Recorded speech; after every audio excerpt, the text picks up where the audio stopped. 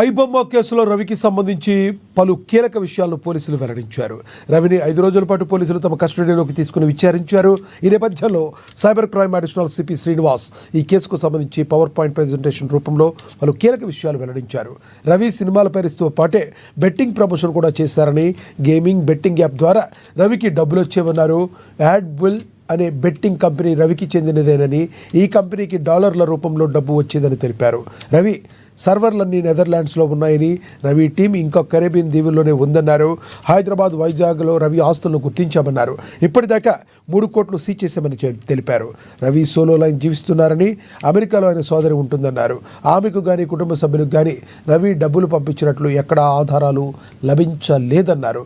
మరికొన్ని పైరసీ వెబ్సైట్లు నడుస్తూనే ఉన్నాయని, మూవీ రూల్స్, తమిళ్ ఎంవి లాంటి పలు పైరసీ వెబ్సైట్లు నడుస్తున్నాయని చెప్పారు.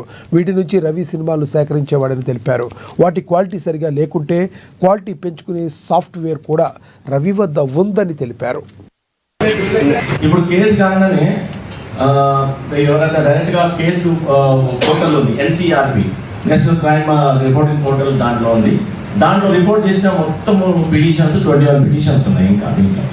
సో ఇలా ఇప్పటికైతే 6 కేసులలో క్రైమ్ అమౌంట్ ఇలా డిఫరెంట్ అకౌంట్స్లో డిపాజిట్ అయినాయి. ఈ మొత్తం డిపాజిట్ అయిన అకౌంట్లు మొత్తం 24,99,00,000 10 lakhs. సో దీంట్లో ఆల్మోస్ట్ 90% విత్డ్రా చేస్తున్నాం.